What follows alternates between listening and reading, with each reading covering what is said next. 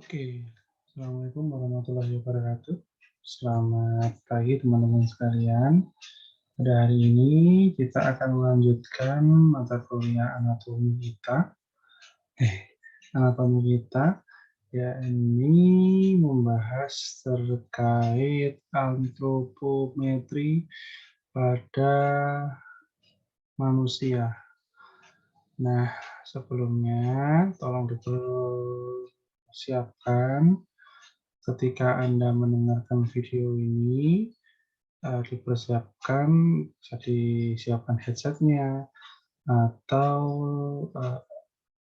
menggunakan komputer, laptop, ataupun gadget teman-teman sekalian yang bisa digunakan dengan baik agar materi ini dapat tersampaikan dengan jelas dan baik.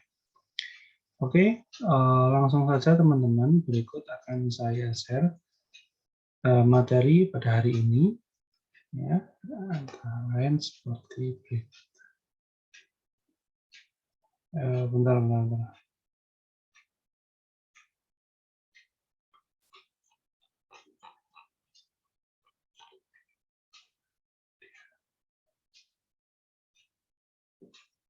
Oke, nah, mana yang akan saya share?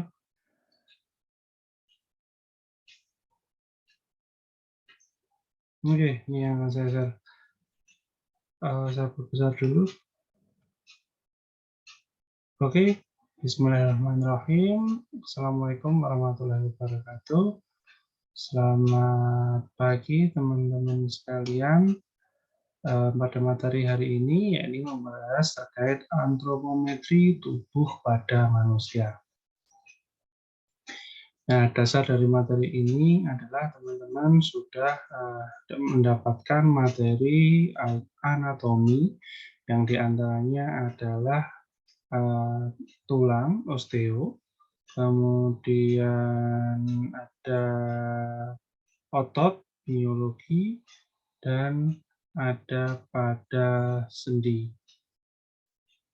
Nah, pada hari ini, materi ini antropometri, materinya berupa bagaimana pengukuran bagian-bagian tersebut atau bagian anatomi tersebut. Oke, langsung saja kita masuk pada materi hari ini. Nah, tahukah teman-teman desain pada ATM, pada tempat duduk, pada pramugari, atau badan pesawat. Nah, teman-teman, semuanya ini sudah diukur dengan seksama atau dengan sebaik-baiknya. Kita melihat ATM ini, ya, ATM dari jenis berbagai bank, ya, teman-teman kalau pergi ATM, pasti ATM tersebut sudah sesuai dengan proporsi tubuh teman-teman semuanya. Teman-teman bisa dilihat di gambar tersebut ada seorang bapak sedang ada di mesin ATM. Nah, dia tidak merasa kesulitan ketika mengoperasikan mesin ATM-nya karena mesin ATM tersebut sesuai dengan tubuhnya atau ukuran tubuhnya.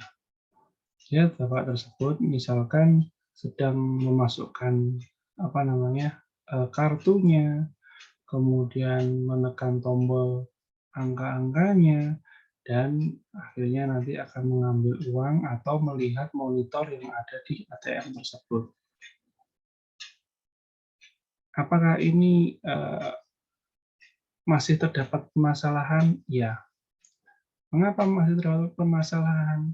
Karena tidak semua ukuran tubuh dapat mengoperasikan ATM ini. Maksudnya apa, Pak? Teman-teman, ukuran semua ini, entah itu ukuran ATM, ukuran meja, ukuran badan pesawat, atau ukuran pramugari, di sini sudah disesuaikan dengan karakteristik tubuh masyarakat di suatu daerah tersebut atau suatu negara tersebut. Ya, ATM ini katakanlah seperti itu. ATM ini sudah disusun sedemikian rupa untuk masyarakat yang ada di suatu negara tersebut, katakanlah di Indonesia.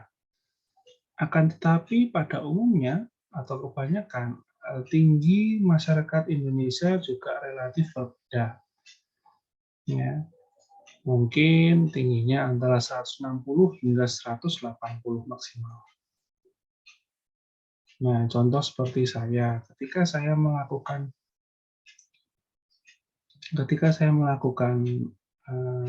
pengoperasian ATM, saya harus membungkuk. Karena apa? Karena saya tidak bisa mengakses tombol karena mungkin tombolnya terlalu rendah sehingga saya harus membungkukkan supaya dapat mengetahui tombol yang ada di ATM tersebut. Apalagi biasanya di ATM tombolnya itu sudah ditutupi, maka akan membuat sulit saya ketika saya ingin menekan tombol tersebut. Nah, ada lagi ketika harus menekan tombol harus menutupi agar tidak terjadi pencurian atau perekaman data ketika mengambil ATM. Biasanya eh, ketika menekan tombol sandi kemudian ditutupi. Nah, ini seperti itu. Seperti itu. Nah, jadi walaupun ATM ini sudah disusun atau sudah dibuat sedemikian rupa sesuai dengan karakteristik tubuh suatu daerah atau negara tersebut, tetapi masih terdapat sebuah permasalahan. Nah, tingginya suatu daerah atau suatu negara tersebut juga berbeda-beda. Tapi untuk pembuatannya sudah dibuat secara umum.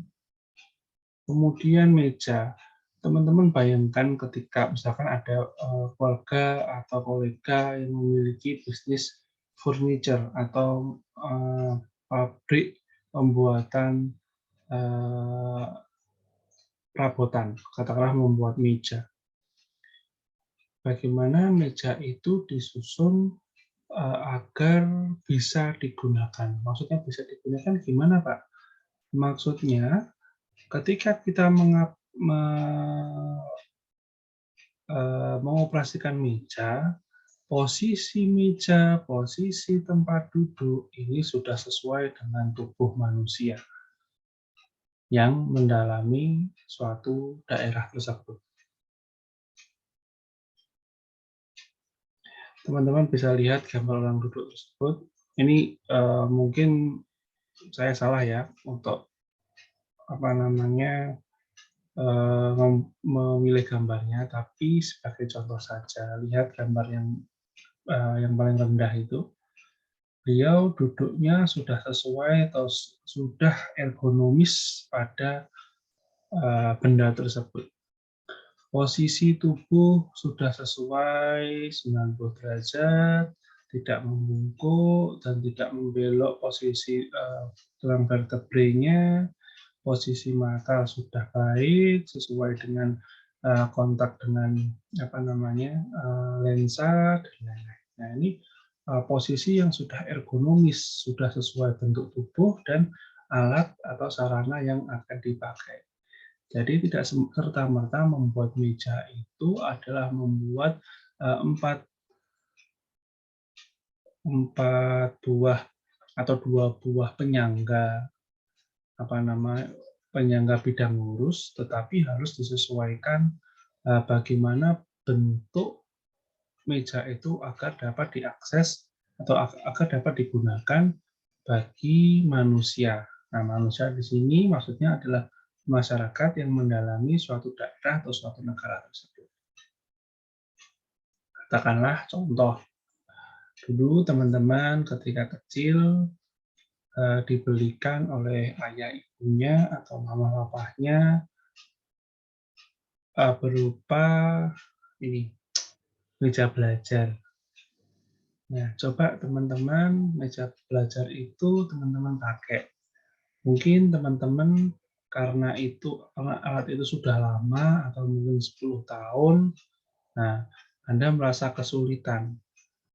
Ya mungkin, posisi mejanya terlalu rendah atau terlalu kecil. Nah, sehingga tidak memudahkan, ukuran tubuh Anda untuk melakukan aktivitas di situ. Nah, ini sebenarnya salah satu contoh saja.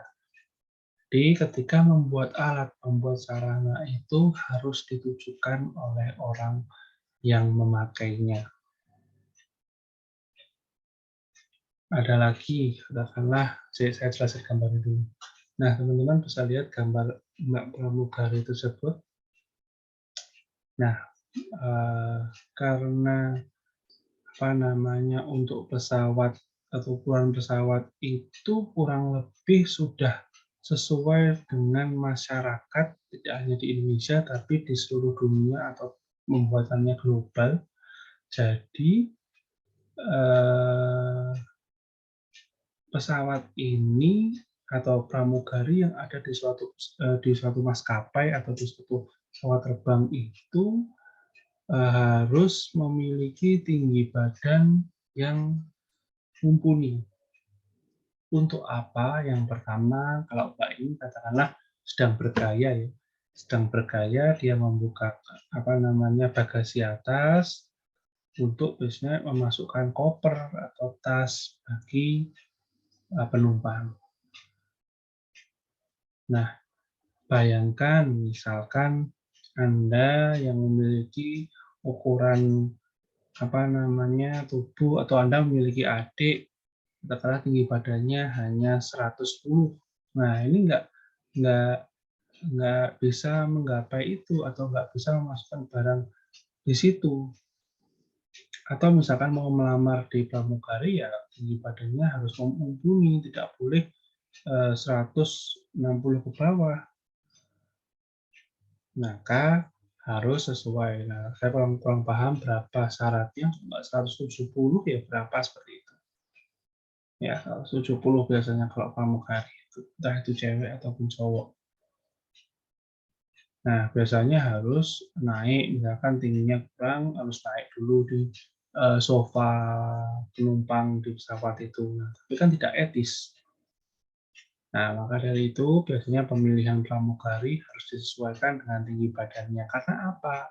Yang pertama, mungkin karena untuk dapat melakukan aktivitas-aktivitas seperti yang ada di gambar, menolong orang ketika memasukkan tas ke dalam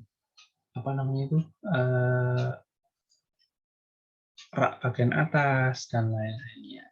Dan ada juga misalkan sebagai apa namanya apa ya persyaratan, entah itu digunakan untuk apa. Oke, next saya cukupkan sampai di sini dulu untuk penjelasan gambar ini. Nah, definisi antropometri yang pertama adalah antro atau antropos dan metri. Antropos yang berarti di sini adalah manusia dan metri adalah ukuran. Banyak yang menyebutkan referensi terkait pengertian dari antropometri.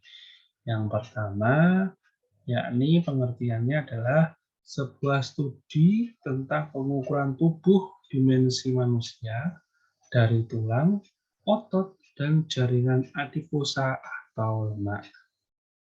Kemudian dua, studi yang berkaitan dengan pengukuran dimensi tubuh manusia. Kurang lebih sama dari pengertian yang pertama. Kemudian sebagai suatu ilmu yang secara khusus berkaitan dengan pengukuran tubuh manusia yang digunakan untuk menentukan perbedaan pada individu, kelompok, dan sebagainya. Jadi kata dasar untuk menjadi pengingat teman-teman semuanya, antropometri itu adalah ukuran tubuh manusia. Pak, ukuran tubuh hewan boleh, ukuran tubuh makhluk hidup boleh, atau sorry, tumbuhan boleh. Nah, tidak sesuai karena antropometri ini khusus untuk membahas terkait ukuran manusia atau ukuran tubuh manusia. Next. Nah, teman-teman ingat kita ini ambil dari ini official website dari soloabadi.com gambarnya. Teman-teman kalau misalkan masih ingat kenapa sih dulu teman-teman waktu bayi diajak bapak atau ibunya atau orang tuanya ke posyandu. Ke posyandu. Kalau posyandu biasanya kalau ya hanya pengukuran saja, tidak hanya dikasih imun itu diimunisasi, mohon maaf, diimunisasi. Saya rasa kok kalau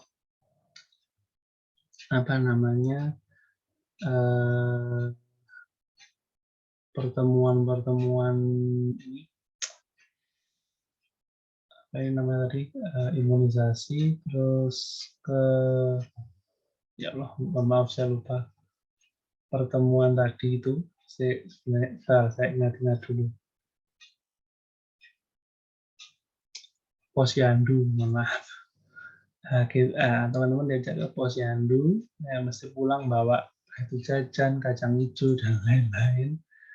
Ya, bahwa posyandu ini merupakan salah satu kegiatan yang bertujuan untuk mengukur tubuh manusia. Nah, sejak kecil teman-teman sudah diukur nih tubuhnya. Bagaimana perkembangan yang Anda tampilkan atau yang Anda berikan. Dulu Anda disuruh berbaring untuk dapat mengetahui berapa berat badan Anda sekalian. Atau teman-teman disuruh berdiri di 1 meter, kemudian diukur. Dan ada banyak lagi. Ya, kalau orang dewasa ya sudah nggak bisa. Biasanya kalau di sini 3 tahun, usia 3 tahun ke bawah, baru diberikan di posyandu. Ya, di situ Bu Bidan Bu Mantri mengecek berapa lingkar kepalanya, berapa tinggi badannya, berapa berat badannya, dan lain-lain. Nah, sejak dini ini harus dicek berapa ukuran atau berapa berat tubuh manusia tersebut, atau individu tersebut. Nah, mengapa sih kok harus diadakan antropometri ini? Yang pertama jelas bahwa untuk mengukur anggota tubuh manusia. Karena dengan antropometri ini nanti dia tujuannya adalah mengukur bagian-bagian tubuh manusia. Status gizi bermuara di IMT atau biasanya kita pakai IMT atau indeks massa tubuh. Tujuannya apa? Untuk mengukur sama seperti ukuran anggota tubuh manusia, tapi dalam hal ini adalah berat badan individu tersebut. Ya, saat ini banyak kasus-kasus seperti obesitas, malnutrisi. Nah, ini perlu agar tidak terjadi seperti itu, maka harus dipantau. Maka perlu adanya antropometri pada status gizinya. Ini status gizi. Kemudian untuk menilai tingkat kesehatan manusia juga. Apakah keadaan badannya itu sehat, bugar, dengan antropometri.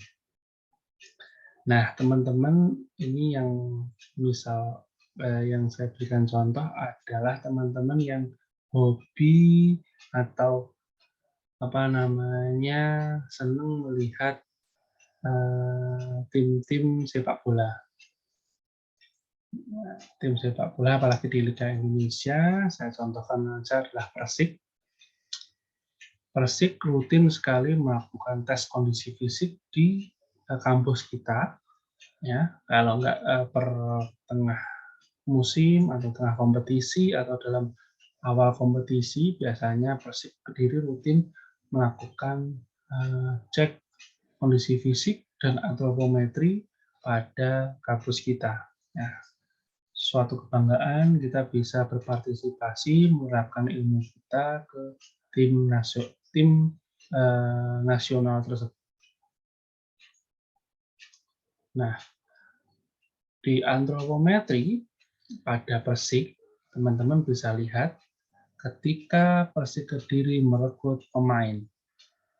Nanti bisa lihat dicek di IG Persik atau di IG tim manapun atau tim-tim besar sepak bola seperti Real Madrid, Manchester United, kemudian Juventus, Barcelona, dan lain-lainnya. Lihatlah ketika melakukan transfer pemain atau misalkan mau membeli pemain. Ketika mau membeli pemain, ini tidak hanya, ya saya mau main di tim ini dengan gaji sekian. Tapi itu dapat terjadi ketika pemain tersebut lolos tes kesehatan atau dalam hal ini tes lolos antropometri. Lihat di IG tim-tim terbesar ketika merekrut pemain atau mentransfer pemain, ketika nominal sudah deal, kontrak sudah deal, kemudian selanjutnya adalah untuk cek kesehatan. Nah, cek kesehatan ini biasanya menggunakan antropometri. Ya, melihat kondisi cedera, kemudian melihat ukuran-ukuran tubuh, seperti massa otot, dan lain-lainnya. Tujuannya apa? Tujuannya agar kayak tadi, tujuannya adalah untuk memastikan pemain yang kita rekrut atau pemain yang kita ambil ini kondisinya bagus dan siap untuk dimainkan.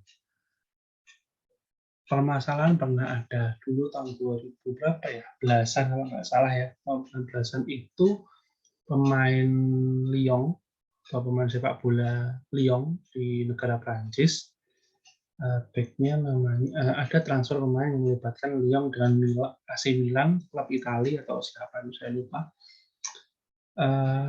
Ada salah satu pemain back kiri kalau nggak salah itu akan ditransfer ke Milan, akan dipindahkan di AC Milan. Nah, ketika proses kontrak sudah beres, bonus sudah beres dan lain-lainnya, maka tibalah cek kesehatan. Nah, ketika cek kesehatan ini nanti tidak lolos, maka transfer tersebut tidak bisa atau jual beli pemain itu nanti bisa gagal. Jadi tes fisik ini atau tes kesehatan ini tidak serta-merta hanya sebagai persyaratan saja. Hanya sebatas ya wis seperti itu. Tapi apa yang menjadi rekomendasi di tes kesehatan ini? Apakah kondisinya layak, siap, kita kontrak. Nah, kita kembali ke kasus tadi. Ada pemain back sayap Lyon atau klub Prancis ini akan dijual atau akan ditransfer, akan dibeli oleh AC Milan klub di Italia. Semuanya sudah beres, tinggal tes kesehatan. Ternyata ketika tes kesehatan ada permasalahan, yakni gigi yang dimiliki pemain tersebut ini bolong atau rusak seperti itu. Ini masih gigi, bukan yang lainnya. Ini bisa batal. Nah, ada yang lain juga seperti itu. ada pemain yang ketika dicek antropometrinya mengalami penyusutan otot. Nah, ini juga terjadi bisa pembatalan juga karena tes kesehatannya tidak lolos. Maka sangat penting sekali nih tes antropometri bagi atlet atau bagi individu-individu. Nah, apa saja sih yang ada di antropometri itu? Yang pertama di antropometri ini adalah pengukuran tubuh. Ya, intinya adalah pengukuran tubuh, di antaranya mengukur yang pertama ada berat badan, ada tinggi badan, ada rentang tangan, ada lingkar tubuh, ada panjang tungkai, dan sebagainya. Nah, ini adalah bagian-bagian yang biasanya diuji dalam antropometri. Next. Nah, perhitungan yang diterapkan pada ergonomi. Nah, tadi sudah saya sebutkan bagian-bagian yang dihitung atau bagian-bagian yang diinput dalam antropometri. Ini adalah kelanjutannya bahwa ada perhitungan pada posisi berdiri, ditinjau dari ada tinggi badan, tinggi bahu, dan lain-lainnya. Kemudian antropometri posisi kepala itu seperti jarak antar vartek dengan dagu atau leher dengan dagu, jarak antara mata dan dagu, hidung dan dagu. Nah, ini semuanya masuk dalam antropometri posisi kepala, yaitu pengukuran bagian kepalanya. Kemudian ada lagi antropometri duduk yang ingin mengetahui tinggi lutut, ada lipat lutut punggung, bukan punggung. Tujuannya kalau kemarin itu di Persik Kediri itu semuanya melakukan tes lipat lutut punggung. Nah, kemudian tinggi duduk, kalau tes kesehatannya bukan di kami ya, bukan di KMP, tapi di nggak tahu itu di mana, saya lupa, pokoknya ada orang kesehatan seperti itu. Saya berdasarkan videonya. Kemudian ada panjang lengan bawah dengan kemudian ada lipat lutut telapak kaki, maksudnya ukuran antara posisi mengepal sampai ke lantai atau ke ubin, seperti itu. Ada antropometri tangan, panjang tangan, lebar tangan sampai ibu jari, dan ada sampai lingkar tangan sampai ibu jari. Next, terakhir ada antropometri kaki yang tujuannya adalah mengukur panjang kaki, lebar tumit, dan lingkar kaki membujur. Bagaimana cara mengukur antropometri? Di sini ada dua, ada statis atau pengukuran antropometri statis dan antropometri dinamis. Apa sih statis? Yang statis itu adalah pengukuran dimensi pada tubuh diukur dengan mengukur keadaan ciri fisik manusia dalam keadaan riang. Jadi pengukuran ini adalah pada tubuh manusia dalam keadaan riang. Contohnya apa? Seperti tinggi badan, tinggi pinggul, tinggi duduk, dan panjang paha, dan sebagainya. Ini ada pada statis. Terus yang dinamis apa? Kita cermati dulu pengertiannya, bahwa pengukuran dinamis antropometri dinamis ini adalah pengukuran keadaan dan ciri-ciri fisik manusia dalam keadaan bergerak atau mempraktikkan gerakan-gerakan yang mungkin terjadi saat melakukan suatu pekerjaan. Contohnya ini data pengukurannya berupa apa? Panjang badan ketika tengkurap, panjang badan merangkak, dan tinggi badan merangkak. Saya contohkan yang lebih spesifik. Teman-teman tahu apa namanya mobil formula atau mobil yang biasanya dikendarai oleh McLaren, tim McLaren, kemudian atau pembalapnya Lewis Hamilton, Felipe Massa, dan banyak pembalap yang ada di formula. Anda tahu mobilnya? Nah, posisi tempat duduk, ya, ukuran posisi tempat duduk ini disesuaikan dengan antropometri dinamis. Jadi ketika menyusun tempat duduk atau tulang pengemudi ini atau kokpit pengemudi ini sudah disesuaikan dengan ukuran pembalap tersebut.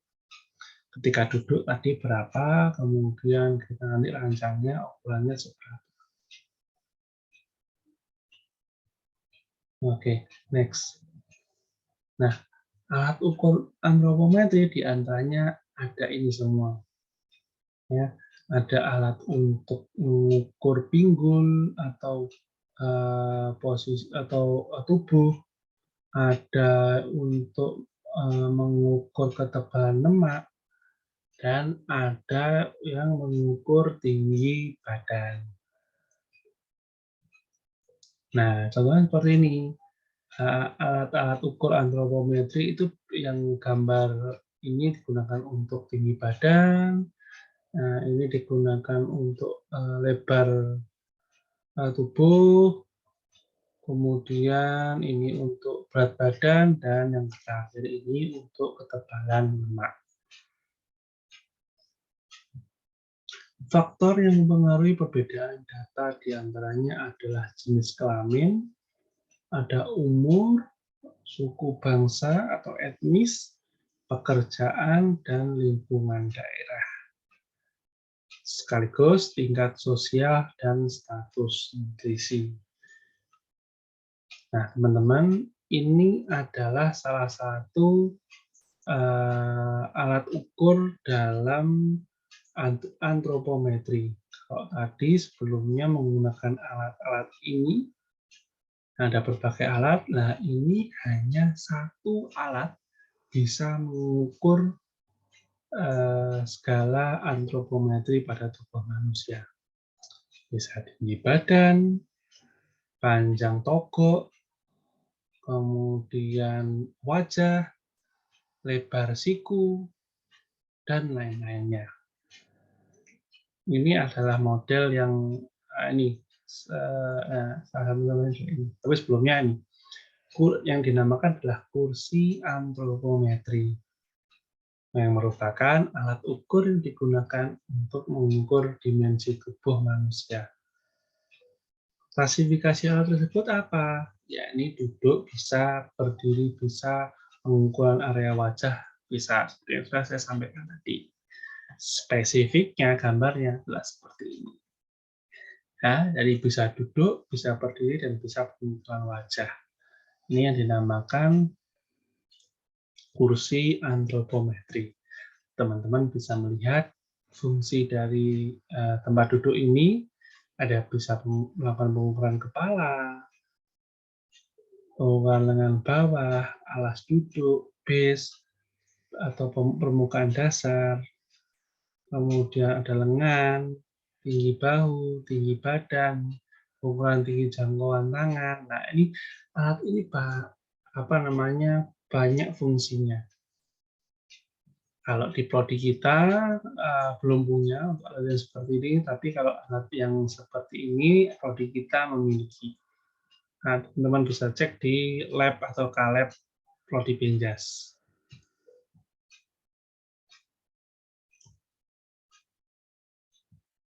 Nah, silakan teman-teman melakukan presensi terlebih dahulu. Presensi saya gunakan link, akan saya coba.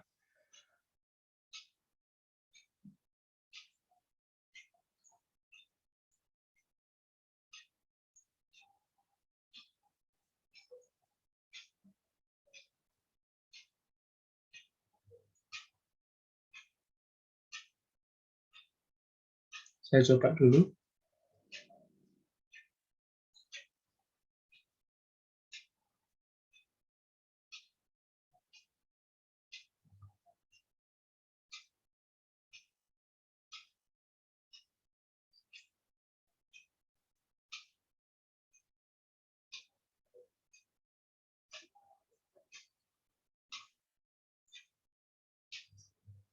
Oke, bisa teman-teman bisa mengakses link tersebut di barcode ini atau melakukan scan di gambar ini. Oke, saya next lagi. Jadi pengukuran antropometri contohnya ada pada link ini. Saya coba ya. Saya stop share dulu, mohon maaf. Hei. Nah, teman-teman, ini adalah salah satu demo pengukuran antropometri dengan menggunakan alat-alat antropometer. Bukan yang duduk, tapi dengan alat-alat yang ada di koper atau yang sudah saya contohkan pada gambar tadi.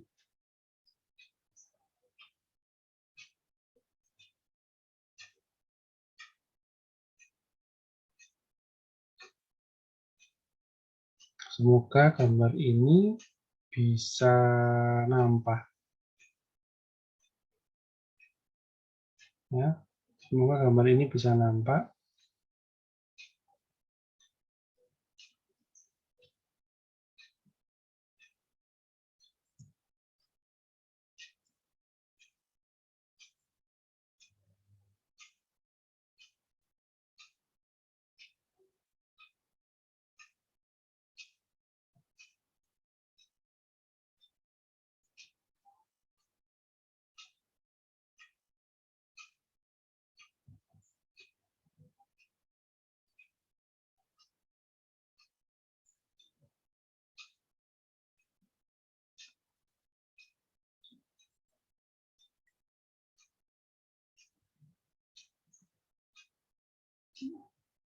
Mohon maaf, saya percepat.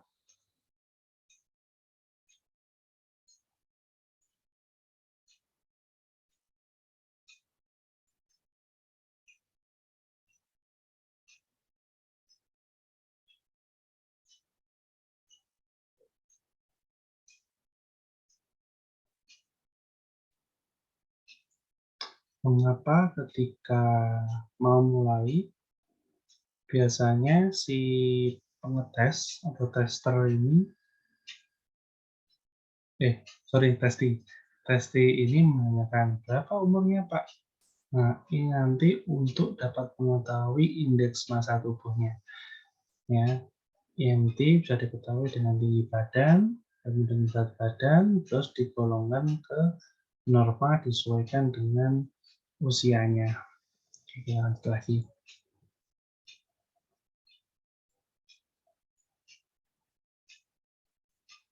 Nah, ketika mau mengukur tinggi badan, biasanya melepaskan alas kaki. Ini mengukur tinggi badan.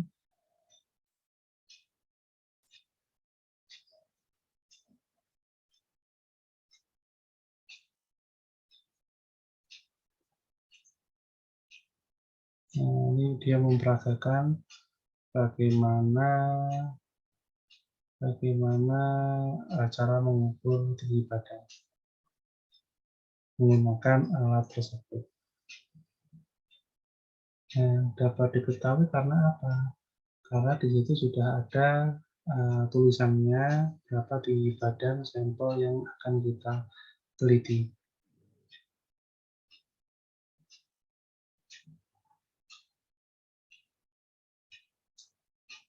Nah, selanjutnya dia akan mengetes berapa berat badannya.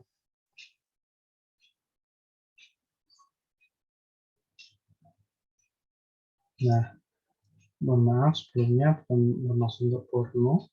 Biasanya untuk berat badan ini si sampel hanya menggunakan celana dalam atau celana yang sudah ditentukan agar tidak ada berat eksternal yang mempengaruhi. Katakanlah biasanya memakai baju yang tebal atau kaos, ini juga sangat mempengaruhi.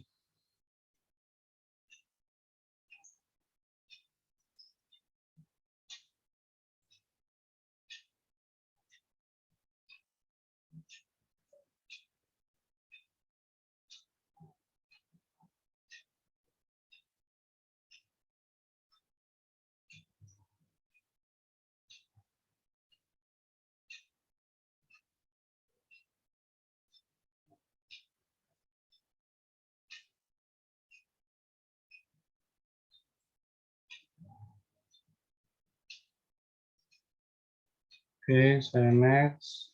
Saya mau ngecek berapa tinggi badannya, berat badannya.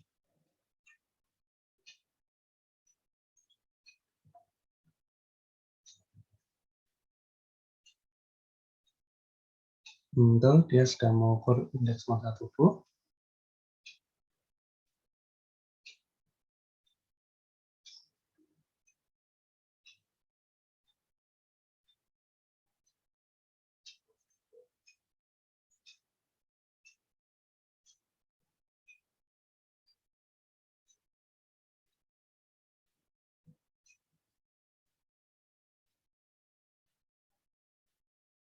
Dia menggunakan meteran statis.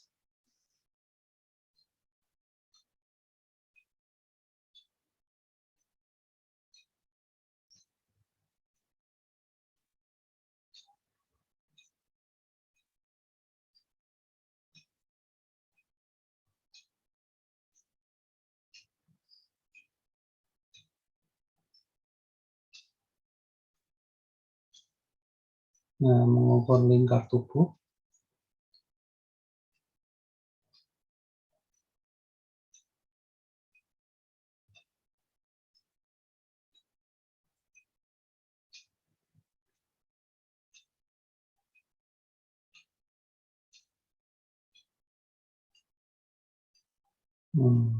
Mengetahui berapa lingkar tubuh subjek tersebut. Nah, mungkin cukup sampai sini. Intinya adalah seperti itu dalam melakukan pengukuran. Thank you for video mic chat. The title video is Lab 1 Anthropometric Measurement. Thank you. Next, we go back on my PowerPoint. Oke, kita kembali lagi di sini.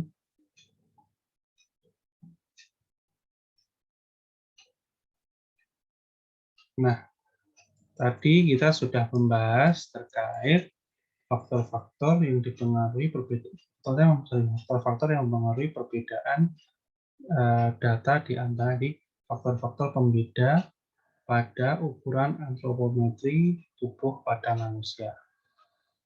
Hanya beberapa yang akan saya bahas, seperti umur. Nah, umur di sini menyatakan bahwa seorang akan mengalami penurunan tinggi badan pada usia 40 tahun. Dan perempuan lebih cepat penurunannya dibandingkan laki-laki. Hal ini disebabkan apa? Karena mungkin kerapuhan tulang atau osteoporosis. Dan biasanya mengapa perempuan lebih cepat? Karena adanya hormon yang memengaruhi hal tersebut. Kemudian perempuan secara kontinu akan tumbuh tinggi badannya tiap tahun dan akan berhenti pada umur 17 tahun. Untuk laki-laki akan berhenti sampai 20 tahun. Kenapa? Karena pada usia ini growth hormonnya atau hormon pertumbuhannya ini sedang mengalami perkembangan. Nah, seperti itu. Kemudian jenis kelamin. Nah, antara laki-laki dan perempuan ini memiliki perbedaan tinggi badan. Kalau tadi sudah disebutkan, kalau perempuan itu berhenti di usia 17, kemudian untuk laki-laki berhenti di usia 20 tahun. Teman-teman bisa lihat, untuk laki-laki pada usia 1 tahun rata-ratanya mungkin 29-30 incian. Nggak mungkin nggak inci nih. Nggak mungkin nggak inci 1 tahun. Ini mungkin ukurannya berbeda ya. Rata-ratanya mungkin seperti itu. Kalau perempuan mungkin sama tapi berbeda. Nah, ini semakin usianya bertambah, nah ini akan ada perbedaan jika kita melihat dari ratanya. Atau mungkin ini adalah bahkan penambahan tingginya. Per tahun itu laki-laki bisa sampai 29, 34, itu juga dengan wanita berdasarkan gambar pada tabel ini. Next.